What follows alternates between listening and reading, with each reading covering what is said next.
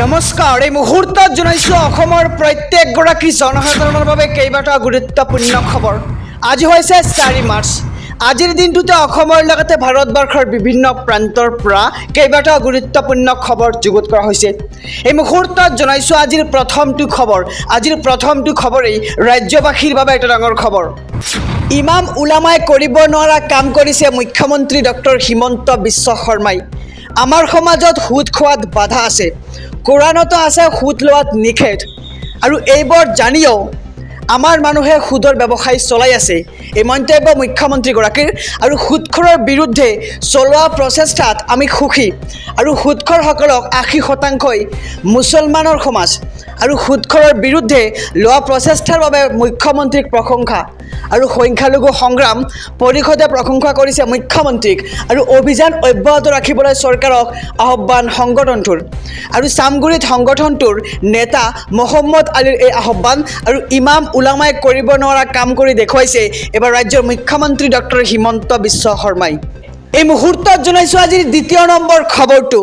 এটি ডাঙৰ খবৰ, কৃষকৰ মহা আন্দোলন ঘোষণা। 10 মাৰ্চত সমগ্ৰ দেশৰ ৰেল চলাচল বন্ধ কৰিব কৃষকে। 6 মাৰ্চত হাজাৰ হাজাৰ কৃষকৰ দিল্লী যাত্ৰা। আৰু 10 মাৰ্চত 12 বজাৰ পৰা 4 বজালৈ ৰেল আন্দোলন অব্যাহত থাকিব। আৰু 14 মাৰ্চত কৃষকৰ মহাপঞ্চায়ত।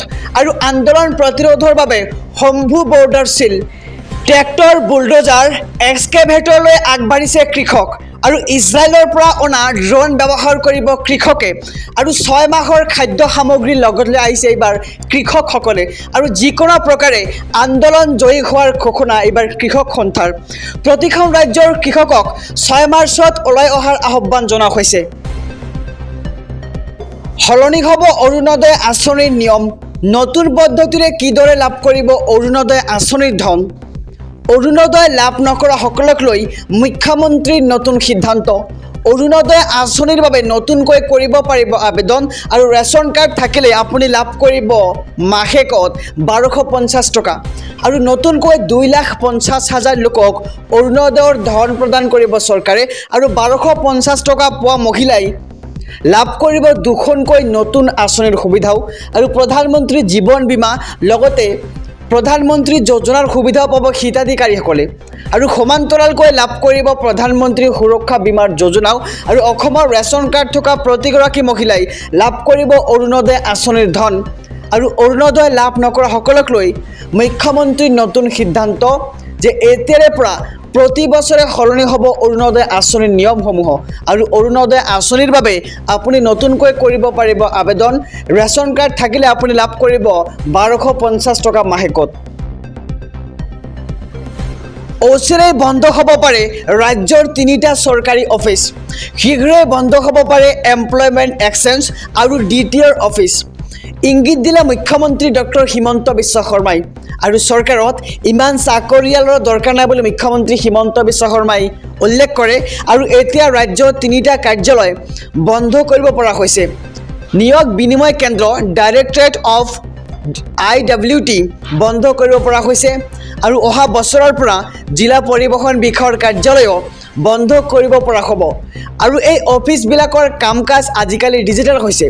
আৰু এতিয়াৰে পৰা ড্ৰাইভিং প্ৰশিক্ষণ কেন্দ্ৰই প্ৰদান কৰিব লাইচেঞ্চ। আৰু গতিকে DTR কোনো কামেই নাথাকিব। অফিচবিলাক বন্ধ হৈ যাব। আৰু অচিৰে বন্ধ হ'ব পাৰে ৰাজ্যৰ 3টা চৰকাৰী অফিচ। শীঘ্ৰে বন্ধ হ'ব পাৰে এমপ্লয়মেণ্ট এক্সচেঞ্জ আৰু DTR অফিচ। বিবাহ বিচ্ছেদিত মহিলাৰ বাবে জৰুৰী খবৰ। বিয়াৰ পিছত বহু সময়ত পত্নীয়ে স্বামীৰ উপাধি ব্যৱহাৰ কৰে। এতিয়াৰে পৰা স্বামীৰ উপাধি এৰিবলৈ সন্মুখীন হ'ব পাৰে সমস্যাৰ। উপাধি সলনি কৰিবলৈ হ'লে প্ৰয়োজন হ'ব স্বামীৰ NOCৰ। আৰু স্বামীৰ উপাধিটো ৰাখিব নিবিচাৰিলে জমা দিব লাগিব NOC। আৰু এই নিৰ্দেশ দিলে উচ্চ ন্যায়ালয়ে। আৰু উপাধি সলনিৰ এই প্ৰক্ৰিয়া বৈষম্যমূলক, একপক্ষী আৰু অযুক্তিকৰ আখ্যা। আৰু দিব্যা মোদী টংগা নামৰ এগৰাকী মহিলাৰ আবেদনৰ পিছত এই নিৰ্দেশ আদালতৰ। আৰু মহিলাগৰাকীক স্বামীৰ পৰা NOC সংগ্ৰহৰ নিৰ্দেশ দিলে আদালতে। আৰু বিবাহ বিচ্ছেদিত মহিলাৰ বাবে জৰুৰী খবৰ। আমি খবৰটো সমূহ দৰ্শকক জনাইছোঁ। চৰকাৰী ঘৰৰ তালিকাৰ পৰা কাৰো নাম কাটিব নোৱাৰিব পঞ্চায়ত প্ৰতিনিধিয়ে। কেন্দ্ৰৰ পৰা অহা তালিকাত নাম থকা সকলোৱে পাব চৰকাৰী ঘৰ। চৰকাৰী ঘৰ নোপোৱা সকলৰ বাবে এক ডাঙৰ খবৰ এই মুহূৰ্তত। তালিকাত নাম নথকা লাখ লাখ লোকে লাভ কৰিব বিনামূলীয়া ঘৰ। পকী ঘৰ নথকা লোকসকলক বিনামূলীয়াকৈ ঘৰ প্ৰদান কৰিব চৰকাৰে আৰু 10 লাখ লোকক শীঘ্ৰেই বিনামূলীয়াকৈ ঘৰ দিব ৰাজ্য চৰকাৰে।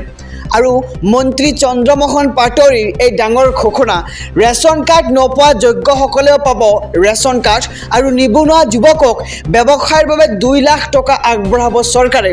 আৰু চৰকাৰী ঘৰৰ তালিকাৰ পৰা কাৰো নাম কাটিব নোৱাৰিব এইবাৰ পঞ্চায়ত প্ৰতিনিধিয়ে। আৰু কেন্দ্ৰৰ পৰা অহা তালিকাত নাম থকা সকলোৱে পাব এইবাৰ চৰকাৰী ঘৰ আৰু চৰকাৰী ঘৰ নোপোৱা সকলৰ বাবে ডাঙৰ খবৰ।